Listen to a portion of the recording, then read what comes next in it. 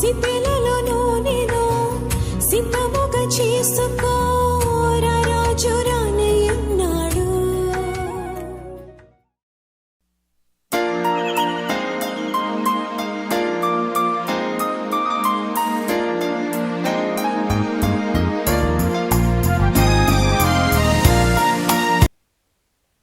ఆనందించుడి, మరలా చెప్పుదును ఆనందించుడి.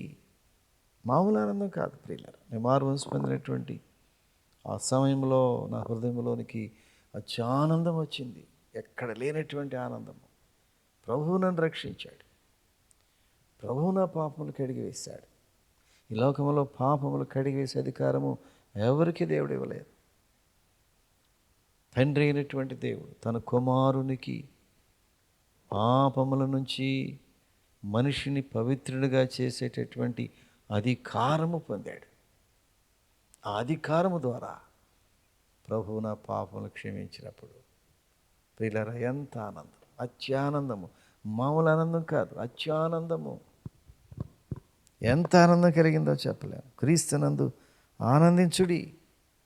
సంతోషము, ఆనందము ఇవి జంట పదాలు. ఇవి కలిసి ప్రయాణం చేస్తాయి. ఒక ప్రక్క సంతోషము, ఆనందము జంట పదాలే, కానీ ఈ రెండు ఒకటి కాదు. దయచేసి గమనించాలి ప్రియులారా. సంతోషము వేరు, ఆనందము వేరు. సంతోషం ఏంటో తెలిసిన, అవి ఈ లోక సంబంధమైనటువంటి ఏదైనా ఒక మంచి జరిగితే, ఒక మంచి వస్తువు, మనం కోరుకున్న మంచి వస్తువు మనకు దొరికితే, మనం కోరుకునే ఒక వ్యక్తి మనకు దొరికితే, మనం కోరుకునే ఒక సంపద మన చేతిలోకి వస్తే ప్రియులారా సంతోషిస్తాం మనం. కానీ ఆనందం ఏంటో తెలిసిన, అది పర సంబంధమైనది.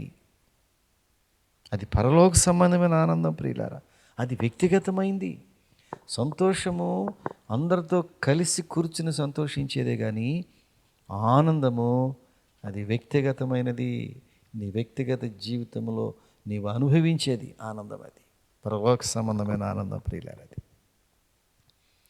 చూడండి ప్రియులారా, ఇక్కడ యేసు నా కొరకు జన్మించాడు, యేసు నా హృదయంలో జన్మించాడు, యేసు నా ఇంట్లో జన్మించాడు అని చెప్పుకోవటంలో ఎంత ఆనందం ఉందో చెప్పలేం.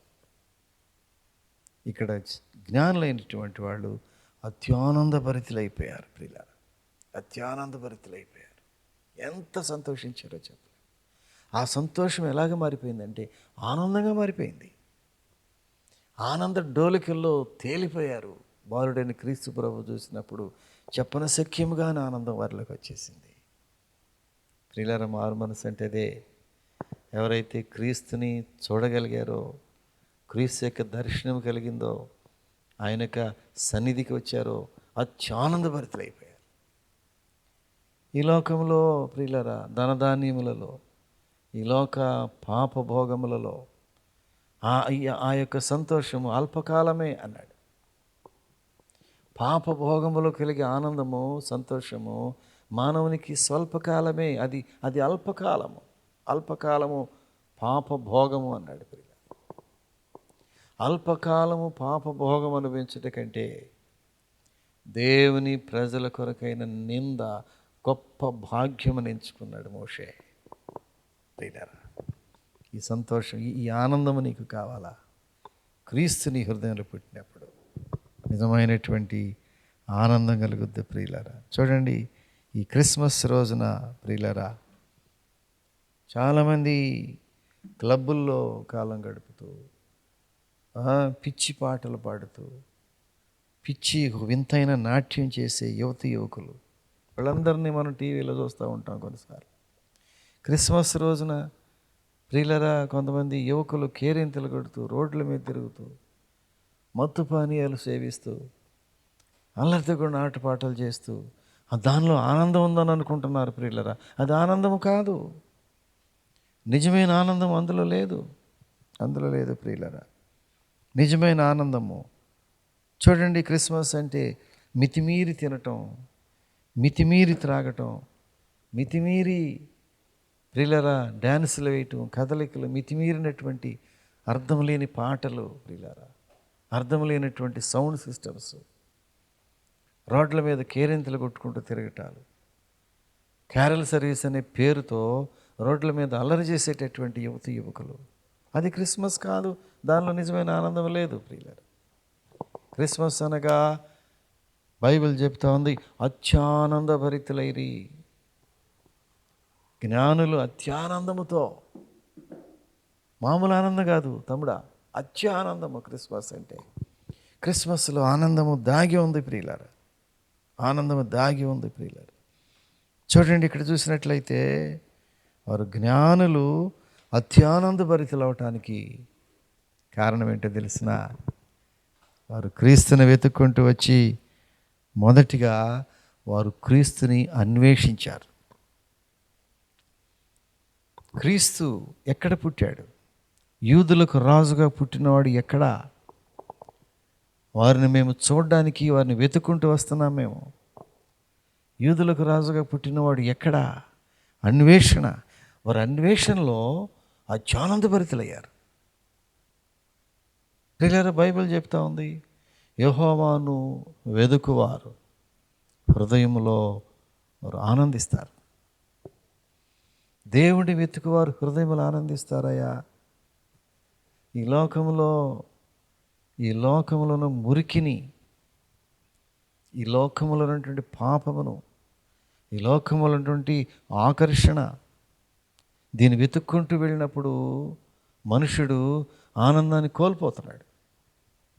కారణం ఏంటి తెలిసిన, ఈ లోక పాపములో, ఈ లోకంలో ఉన్నదంతయు శరీరాశ, నేత్రాశ, జీవపుడంబము.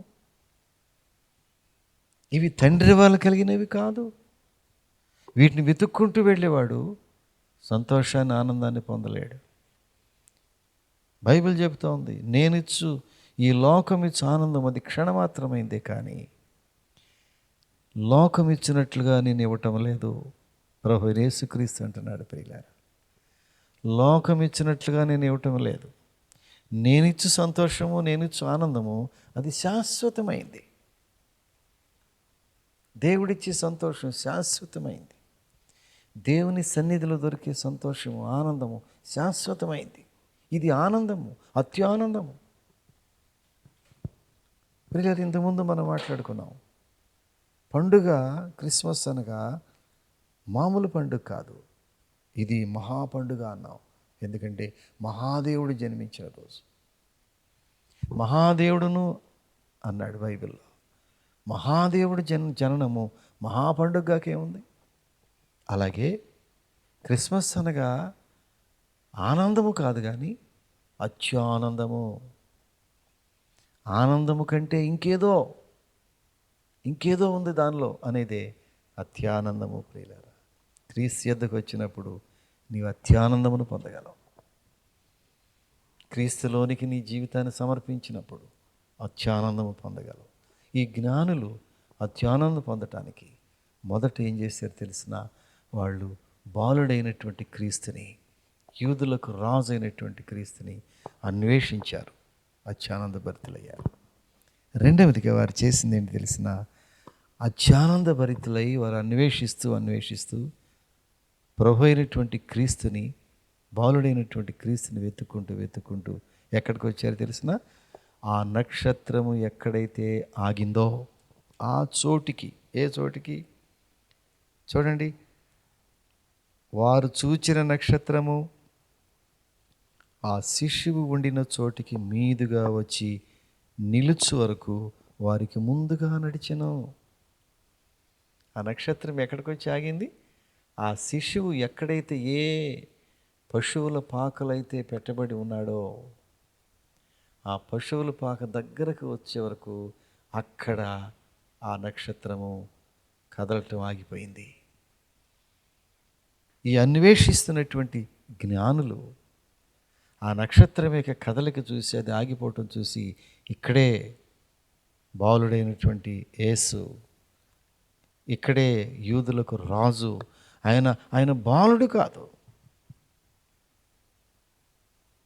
జ్ఞానులు ఆ బాలుని చూసినప్పుడు ఆ బాలుడిలో ఎవరిని చూశారో తెలిసిన యూదులకు రాజు, ఆయన రాజులకు రాజు, ప్రభువులకు ప్రభు, రాజులకు రాజు, ప్రభువులకు ప్రభు అయినటువంటి క్రీస్తుని ఆ బాలుల్లో చూస్తున్నారు. వాళ్ళు అత్యానందభరితులైపోయారు. ప్రియులారా, ఈ రోజుల్లో కూడా చాలామంది యేసు క్రీస్తుని ఒక బాలుడిగా, ఒక బలహీనుడిగా, ఒక బలహీనుల దేవుడిగా, ఎవరో ఒక పరాయి దేశపు దిగుమతి చేసుకున్న దేవుడిగా చూస్తున్నారే తప్ప జ్ఞానులైనటువంటి వారు ఆ బాలుడిని ఎవరు చూశారు తెలిసిన ఎవరిని చూశారు? రాజులకు రాజు, ప్రభువులకు ప్రభు, రాజులకు రాజు, king of kings and lord of lords. నీవు క్రీస్తులో ఒక రాజును చూస్తున్నావా? సింహాసనాసీనుడైనటువంటి క్రీస్తు, పరలోక రాజ్యములో సింహాసనాసీనుడిగా ఉన్నటువంటి యేసు. వారు ఎప్పుడైతే ఆ నక్షత్రాన్ని చూచి అత్యానందభరితులై క్రీస్తు ప్రభుని చూసినప్పుడు వారు ఏం చేసి తెలిసినప్పుడు ఇలారా, వారు శిశువు ముందుగా వచ్చి వారు సాగిలపడి ప్రియులారా, వాళ్ళు అత్యానందానికి కారణం ఏంటి తెలిసిన? వారు అన్వేషించడమే కాదు, వారు దేవుణ్ణి ఆరాధించారు. ఆ బాలుని చూసినప్పుడు వారు వారు వారు జ్ఞానులు సాష్టాంగపడిపోయారు. సాష్టాంగపడి సాగిలపడి వారు మోకరించి వారి శరీరములను వంచివేసి ఆ బాలుడైనటువంటి క్రీస్తు ముందు ఏం చేశారో తెలిసిన? వారు ఆరాధించడం ప్రారంభించారు. బాలుడైన క్రీస్తుని ఆరాధించారు. ఈయన రాజులకు రాజు, యూదులకు రాజు, ప్రపంచమునకు రాజు, ముల్లోకములకు రాజు, ఇశ్రాయేలును ఏలుటకు ఒక అధిపతి నీళ్ళ నుంచి పుట్టును అన్నాడు భక్తుడు. ఇశ్రాయేలు ఏలుటకు ఒక అధిపతి నీళ్ళ నుంచి వచ్చును. బెత్లెహేముతో మాట్లాడుతున్నాడు. యెరూషలేమా, నీళ్ళ నుంచి ఒక అధిపతి బయటకు వస్తాడు. అతను ఎవరో తెలిసిన? ఇశ్రాయేలును ఏలేటటువంటి రాజు. ఆ రాజుకు నమస్కారం చేయి, ఆ రాజు దగ్గర పూజించు, ఆరాధించు. అప్పుడు నీ హృదయంలోనికి అత్యానందం వస్తుంది. ఇదే జరిగింది ప్రియులారా. క్రిస్మస్ అనగా ఆనందము కాదు, అత్యానందము.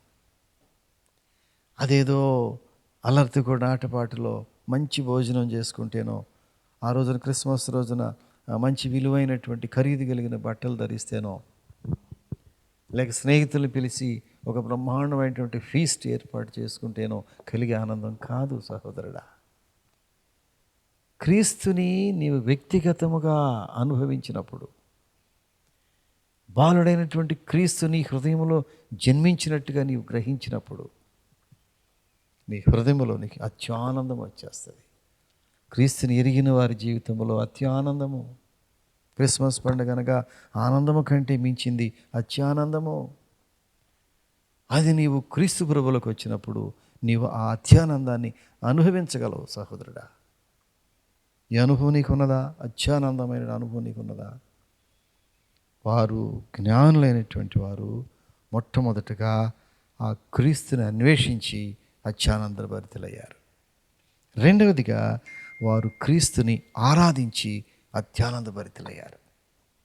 మూడవదిగా చేసింది తెలిసిన వారి అర్పణలు. వారు ఆరాధించటంలో దేంతో తెలిసిన దేంతో ఆరాధించారో అర్పించారు. ఏం అర్పించారో చూడండి. వారు పెట్టెలు విప్పి బంగారమును, సాంబ్రాణిని, బోళమును కానుకలుగా ఆయనకు సమర్పించారు. ఎంత ఆశ్చర్యం ప్రియులారా. ఎందుకు ఈ యొక్క ఈ సాంబ్రాణి, బంగారము, సాంబ్రాణి, బోళము ఇవంతా ఒక మంచి టాపిక్ అనుకోండి. తర్వాత పాఠంలో మనం నేర్చుకుందాం. ఈ విలువైనటువంటి, అత్యంత విలువైనటువంటి ఈ బోళములు, సాంబ్రాణి వేటికి ముంగుర్తుగా కనబడుతుందంటే రాచరికమునకు ముంగుర్తుగా, ఆయన పరిశుద్ధతకు ముంగుర్తుగా, ఆయన నిత్యత్వానికి, నిత్యుడకు తండ్రిగా ముంగుర్తుగా వారు బంగారమును, సాంబ్రాణి, బోళము ప్రియులారా ఆ బంగారము ఆయన రాచరికానికి గుర్తుగా. ఈయన రాజు, రాజులకు రాజు, రాజు మాత్రమే కాదు, ఆయన రాజులకు రాజు. భూమి మీదను పరలోక రాజ్యములోను సర్వాధికారము కలిగిన రాజు. ఆయన నేటికి నీ సింహాసనాసీనుడే. సింహాసనం మీద ఆసీనుడై 24 పెద్దల సమక్షములో సెరూపులు కెరూపులు వారు రెక్కలు ఆడించుకుంటూ కోటాను కోట్ల మంది దేవదూతల యొక్క సమూహములు క్రీస్తుని మాట్లాడుతున్న ఈయన రాజు పరిశుద్ధుడు, పరిశుద్ధుడు, పరిశుద్ధుడు. అందుకే ఈయనకేం చేశారు? ఆ సాంబ్రాణిని కానుకగా సమర్పించారు ప్రియులారా. అంత మాత్రమేనా?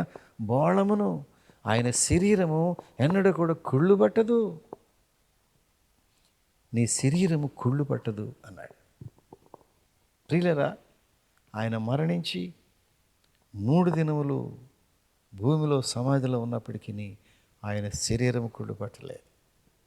ఆయన శరీరమునకు బోళములు, సాంబ్రాణి, సుగంధ ద్రవ్యములు ఆ రోజున పూయబడినాయి ప్రియులారా.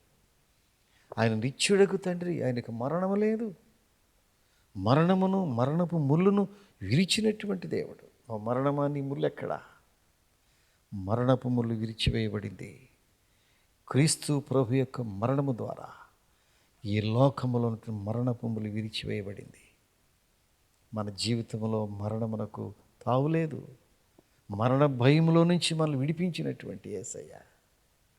మరణ భయం లేదయ్యా. క్రీస్తులో ఉన్నవాడికి మరణ భయం లేదు. నా యందు విశ్వాసం ఉంచువాడు చనిపోయాను మరలా బ్రతుకును, బ్రతికి నా యందు విశ్వాసం ఉంచువాడు మరెన్నడనూ చనిపోడు. ఈ మాట నమ్ముచున్నావా అన్నాడు ప్రభు. క్రీస్తులో ఉన్నవారికి మరణం లేదు, క్రీస్తునందు ఉన్నవారికి ఏ శిక్ష విధి లేదు అన్నాడు పౌలు భక్తుడు. ప్రియులారా, అందుకే ఈ జ్ఞానులైనటువంటి వారు ఏం చేశారు? వారు అర్పణ అర్పిస్తూ ఆ అర్పణ ద్వారా అత్యానందభరితులైపోయారు. ఎంత ఆనందము! క్రిస్మస్ అనగా ఎంత ఆనందము, ఎంత సంతోషం అంటే అత్యానందముతో. బైబిల్ ఇక్కడ చూసినట్లయితే ప్రియులారా, దేవుని సన్నిధిలో ఆ యొక్క తప్పిపోయిన కుమారుడు తిరిగి వచ్చినప్పుడు తన తండ్రి సంతోషం చూస్తే అత్యానందభరితుడైపోయాడు. అత్యానందభరితుడైపోయాడు. ఈయన కుమారుడు చనిపోయి మరలా బ్రతికాడయ్యా. తప్పిపోయి దొరికాడు, అంత మాత్రమే కాదు, చనిపోయి మరలా బ్రతికాడు. ఈయన కుమారునికి మంచి విందు చేద్దాం, కొత్త చెప్పులు తొడుగుదాం, నూతన వస్త్రాలు తొడుగుదాం, ఆ తలకు తైలం రాద్దాం ప్రియులారా, మంచి సువాసన కలిగినటువంటి అత్తరు పొద్దాం. ఒక ఒక ఒక ఒక నూతనమైనటువంటి ఒక సృష్టిగా మారిపోయాడు. ఆ తండ్రి ఆనందానికి అవధులు లేవు. ఎలాంటి తెలిసినా అత్యానందభరితుడైపోయాడు ఆ తండ్రి. కారణం ఏంటంటే తప్పిపోయి మరలా బ్రతికాడు, వాడు చనిపోయి మరలా బ్రతికాడు. ఎంత ఆశ్చర్యం ప్రియులారా. పరలోకపు తండ్రి కూడా ఒక మానవుడు తన పాపము నుంచి వెనక్కి తిరిగి రక్షణ పొందినప్పుడు, మన ప్రభు అయిన యేసు నిన్ను చూసినప్పుడు అత్యానందభరితుడైపోతాడు. ఒక పాపి మారు మనసు పొందినప్పుడు దేవుడు అత్యానందభరితుడైపోతాడు. అదిగో ఆ తండ్రి ఆ కుమారుడు తిరిగి వచ్చినప్పుడు అత్యానందభరితుడైపోయాడు ప్రియులారా. అదే క్రిస్మస్ పండుగ. క్రిస్మస్ పండుగ అనగా ఏంటో తెలిసిన అత్యానందము, ఆనందం కాదు. ఈ జ్ఞానులు అత్యానందభరితులై వారు ఆరాధించారు, అర్పణలు అర్పించారు, సాగిలపడ్డారు, అన్వేషించారు ప్రభుని. వెతుకుతున్నావా దేవుణ్ణి? సహోదరుడా, యవనస్తుడా, నువ్వు దేన్ని వెతుకుతున్నావు ఈ లోకంలో? దేన్ని వెతికినా సంతోషం లేదయ్యా. వేటిని వెతికిన ఈ లోకంలో ఆనందం లేదు. ఈ లోక డబ్బులో, ఈ లోక ఐశ్వర్యంలో, ఈ లోక ధనధాన్యములో, ఈ లోక భోగములలో ఆనందం లేదు. వాటిలో ఆనందం లేదని నీవు తెలుసుకునే లోపే నీ జీవితం పతనం అయిపోయే పరిస్థితి. బైబిల్ చెప్తూ ఉంది, జీవితం పతనం చేసుకోవద్దు. యవనస్తుడా, నీ యవన కాలంలో బలవంతుడు. నీ బలమును దేవుని సన్నిధిలో పెట్టినప్పుడు దేవుడు నీకు అత్యానందమును ఇవ్వగలడు.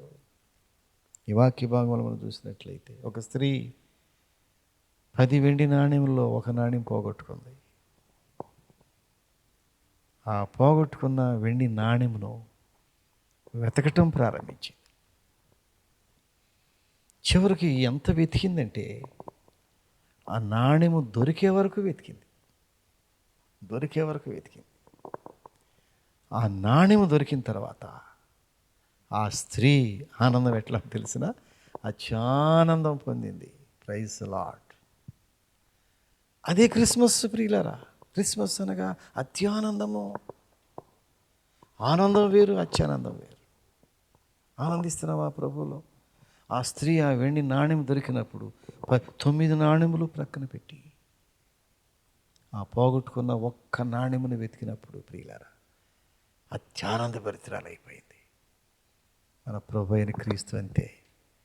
ఒక్క పాపి, తెలిసిన మీ అందరికీ 100 గొర్రెలు మంద వేసినప్పుడు 99 గొర్రెలు అక్కడే ఉంటే ఒక్క గొర్రె తప్పించుకుని పారిపోయింది. తప్పిపోయింది గొర్రె. ఆ ఒక్క గొర్రె కొరకు, ఆ ఒక్క జీవాని కొరకు ప్రభు అయిన యేసు 99 జీవాలను అక్కడ పెట్టి ఆ తప్పిపోయిన ఒక్క గొర్రె కొరకు వెతకటం ప్రారంభించాడు. వెతికి వెతికి వెతికి వెతికి ఎంతవరకు వెతికాడో తెలిసిన సహోదరుడా? ప్రభు వెతుకుతాడయా. నీ జీవితాన్ని ప్రభు వెతుకుతున్నాడు. ఈ నా కుమారుడు తప్పిపోతున్నాడు, ఈ నా కుమార్తె తప్పిపోతుంది. తన జీవితంలో ఆకర్షణకు లోనై ఎక్కడికో వెళ్ళిపోయి తప్పిపోయే పరిస్థితి వచ్చేసిందే. పరలోకపు తండ్రి నేను వెతుకుతున్నాడు. ఈ సహోదరి ఇదిగో ఈ గొర్రెల్లో ఆ తప్పిపోయిన ఒక్క గొర్రె కొరకు వెతకటం ప్రారంభించి చివరికి ఆ గొర్రె దొరికిన తర్వాత ఏం చేశాడు తెలిసిన ప్రభు? ఆ గొర్రెని మెడల మీద ఎక్కించుకుని అత్యానందభరితుడై ఆ తప్పిపోయిన గొర్రెను ముద్దు పెట్టుకుని ఆలింగనం చేసుకుని లాలించి తీసుకొచ్చి మరలా తన దొడ్డిలోనికి తీసుకొచ్చి పెట్టుకుని పోషించినటువంటి ప్రభు, నశించిన దానిని వెదకి రక్షించుటకు మనుష్య కుమారుడు లోకానికి వచ్చాడు. నువ్వు ఎన్నిసార్లు తప్పిపోయావు? తల్లిదండ్రుల చేతిలోంచి తప్పిపోయావు, గురువుల చేతిలోంచి తప్పిపోయావు, దైవ సేవకుల చేతిలోంచి తప్పిపోయావు, ఇంట్లోంచి తప్పిపోయావు, దేవుని మందిరం నుంచి తప్పిపోయావు. ఆ తప్పిపోయినటువంటి నిన్ను బెతకటానికి ప్రభు యేసు రాత్రి ప్రయత్నం చేస్తున్నాడు. నీవు దొరికినప్పుడు ప్రభు ఏం చేస్తాడో తెలిసిన అత్యానందభరితుడైపోతాడు. ఈ జ్ఞానులకు ప్రభు దొరికిన తర్వాత అత్యానందభరితుడైపోయారు. ప్రియులరా, క్రీస్తు ప్రభువుని కలిగి ఉంటే ఇదే సంతోషం నీకు వస్తుంది. ఒకరోజు నీ సంతోషం నాకు కలిగి, ఒకరోజు నా తల్లి మారు మనసు పొందినటువంటి ఆ రోజున అత్యానందభరితురాలై ఆమె పాటలు పాడటం ప్రారంభించింది. అంతకుముందు నా తల్లికి పాటలు పాడటం రావు. క్రీస్తు ప్రభు దొరికిన తర్వాత, పాప క్షమాపణ దొరికిన తర్వాత, యేసు నా తల్లి ఆ హృదయంలోనికి వచ్చిన తర్వాత ఆమె పాటలు పాడటం ప్రారంభించింది. పరిశుద్ధాత్మను పొందుకోవటం ప్రారంభించింది. పరిశుద్ధాత్మ అగ్ని చేత కాల్చబడిపోయింది. చివరికి ఆమె గొప్ప దైవజనురాలుగా అనేక ఆత్మలను ప్రభు దగ్గరికి నడిపించి ఒక నక్షత్రం వలె ప్రభు ఆమెను వాడుకున్నాడు. నిన్ను వాడుకుంటాడు దేవుడు. నక్షత్రాన్ని వాడుకున్నట్లుగా నిన్ను దేవుడు వాడుకుంటాడు. ఎవరైతే ప్రభువు దగ్గరికి ఆత్మలు నడిపిస్తారో వారు అత్యానందభరితులైపోతారు. నశించుచున్నటువంటి నీ పొరుగువానిని నువ్వు వెతికి ప్రభువులో తీసుకొస్తే నీకు కలిగే ఆనందం ఎంత అంత కాదు సహోదరుడా. ఈ ఆనందం నీకు కూడా కావాలా? ఈ సంతోషము, సమాధానము, ఆనందం నీకు కూడా కావాలా? నేడే క్రీస్తు ప్రభు దగ్గరికి రావాలి. ప్రభువా, ఈ అత్యానందం నాకు కావాలి.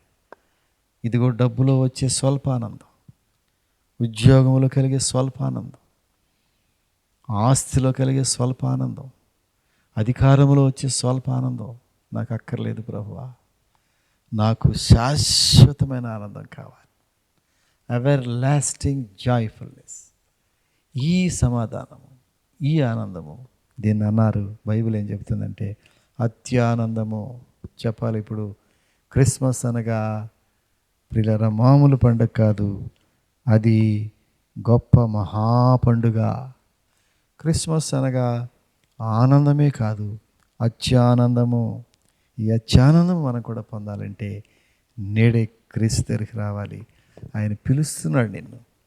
వస్తావా? పిలుస్తున్నాడు నిన్ను. తలుపు దగ్గర నుంచి ఆయన తలుపు తట్టుచున్నాడు.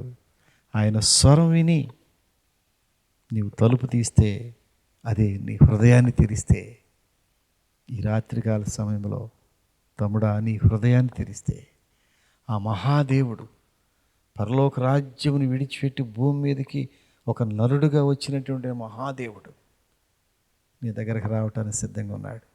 నిన్ను క్షమిస్తాడు. నువ్వెంత పాపివైనా, నువ్వు ఎలాంటి తప్పులు చేసినా ప్రభు అంటున్నాడు, నేను నిన్ను క్షమిస్తాను. నేను పాపిని ప్రభు అని ఒప్పుకుని ఒక చిన్న ప్రార్థన ప్రభువు చేస్తే నీ పాపములు క్షమించబడితే యేసు ప్రభు నీ పాపాలు క్షమిస్తాడు. అప్పుడు నీ హృదయంలోనికి జ్ఞానులు పొందినటువంటి అత్యానందం నీవు కూడా పొందగలవు. ఎందుకు ఆలస్యం? ఇప్పుడే ప్రభు దగ్గరికి వస్తావా? చిన్న ప్రార్థన చేస్తాం.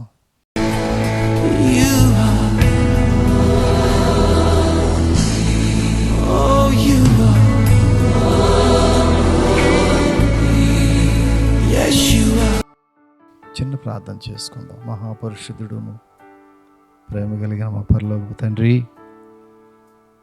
ఈరోజు వాక్యము ద్వారా